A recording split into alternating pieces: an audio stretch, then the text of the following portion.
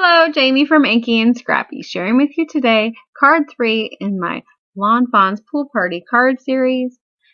Welcome back to all of my subscribers. If you are new here or have yet to subscribe, please consider subscribing as it alerts you when new videos go up on the channel and it helps the channel to grow.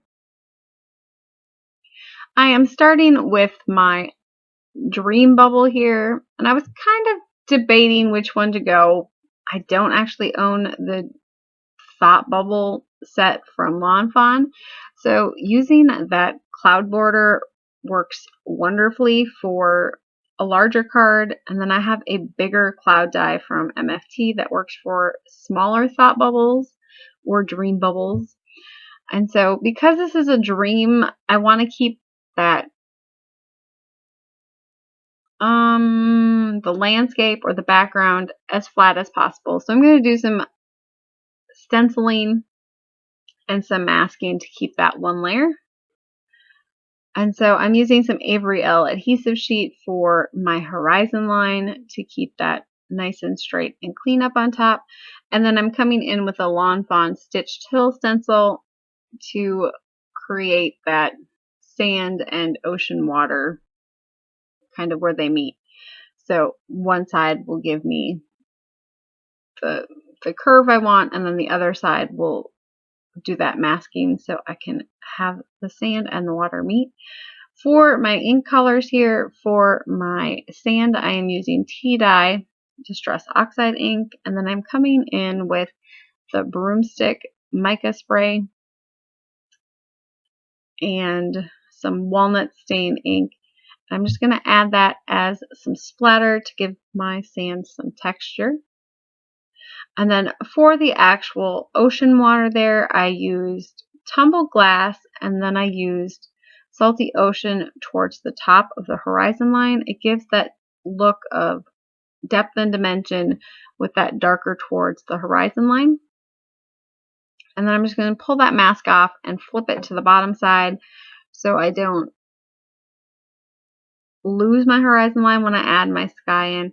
And I decided to go with a distress or just a plain dye ink for my sky. I just used Close to My Heart's sky color. Any light colored dye ink will work. I wanted to keep it light and airy. And then I just spritzed my whole panel with a little bit of water to give it a little bit more character. Texture. That was the word I was looking for, texture. I am using the Beach Day paper pack, as all of my images on this one were inspired by the colors in it. So I knew it would coordinate with my already colored images. And so I do selectively fussy cut my images out. It's just what I do. If I think the white is taking away from what I'm trying to convey, or if it covers up my focal image too much, I will fussy cut it out after it's already been cut. These images were all cut with my brother Scan and Cut, but I will do that a lot of times too, even with my die cut images, just because, you know, I don't always like that white border, and I don't like to do that whole masking and stamping thing. I'm not going to say I'm lazy, but sometimes I don't know where I'm going to go with it, and so it's easier to just stamp it and then fussy cut later. So I'm going to add my dream bubble on the top of my panel there, and then I did add a little bit of brown ink to my thought bubbles going up to my dream bubble, just to kind of tie them into that sand. And I'm actually going to do something a little bit more creative with my embellishments on this one to kind of bring that thought bubble both down and up, or to kind of give you that dream vibe to it, that it flows well. So for my little pig here, I am cutting his hooves away from his body so I can tuck in his fruity drink. And because my fruity drink is just a little bit too wide for his grip, I just trimmed it up with the scissors and then came in with a fine liner to close that image back up. And nobody is any wiser as to, you know, that it was a bigger coconut reduction surgery. It's a thing. So I will add that in, and then I just go back in because my cutting around his hooves was not 100% wonderful. That I, you know, just took that fine liner and covered that back up. I wanted my little floaty here to be a little bit bigger than it was. And so to fix that, I just cut it in half and then kind of aligned it back up that it would work with my image. Was it perfect? No, but it's all right. I thought it looked all right. And this way, I can use it for a whole lot more of my little character images that I have already. So you'll probably be seeing that again real soon. Just saying. And of course, I had to add my flip-flops. They're my favorite little stamp from this set. And then I'm bringing in the outlined clouds for the sky on this one. I just thought it needed a little something in the sky. It looks too bland. You know. And then I make my clouds go off of it to kind of extend that scene or give the illusion of an extended scene. And my ocean needed some waves, baby. So I'm going in with some Distress texture paste in opaque, and I tried a few different things to get it on there, to get it how I wanted it, and it just wasn't going. So I ended up just tearing a little scrap of paper and then using that as my stencil edge, and it worked amazing to give me a boatload of foamy ocean wave texture. Oh, it looks so good in real life. And then instead of, I was going to put it back in my big old tub, but it did, because it was on top of a distressed oxide ink, it did pick up a little bit of a blue pigment, so I made sure not to add that back into my jar.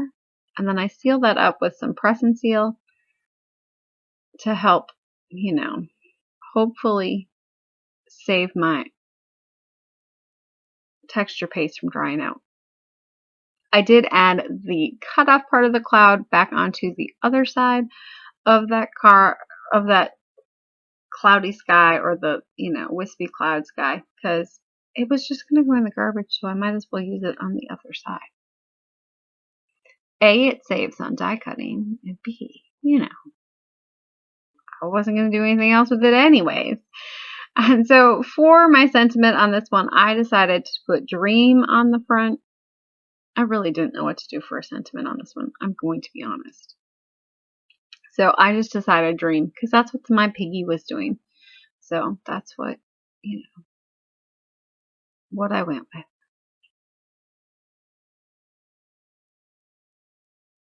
And so I decided that my pig was kind of just out there and he needed something to, you know, kind of give me that office scene or fill it a little bit.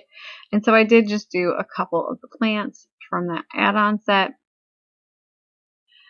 And what I love most about the pool party set is it flows so well with so many other stamp sets from Lawn Fawn. And that was kind of why I got it, just because I had a lot of ideas with it to add it to other sets. And so it really does play nicely with them. I will try to list all the sets that I used on this card, because I did use quite a few. The pig is from Party Pig. Did I tell you this already, or was that my last try on this one? Anyways, the pig is from Party Pig. No. Yeah, the pig is Party Pig, and the other pig is from, I think, Hey There. And then the chair, the plants, and the mug are all from the virtual add-on set. The towel, the flip-flops, and the floaty are from the pool party stamp set. And the coconut is from Coconut Beverage is from On the Beach. So I'm going to add that dream to the bottom with the tape trick. And yes, it always takes me at least 2 times because I dropped the tape on it and it's never good. I'm using Cave Crystals from Trinity Stamps here for my embellishment. And I just wanted to kind of give the illusion that, it's got that sparkly dream sequence to it. And by adding the one right above the pig's head, it kind of helps those fat bubbles flow down a little bit more because I used the smallest 2 that I had and I didn't think they were quite small enough. For my sentiments here, I am using a sentiment from the Dream Big stamp set, and then the Happy Birthday is from the Pool Party stamp set. And of course I'm bringing in those flip-flops because I think every card I've made with this set so far has flip-flops on the inside of my card. I will add that onto my card base here. My card base is an 8.5 by 7.5 inch piece of paper. No, 7-inch piece of paper.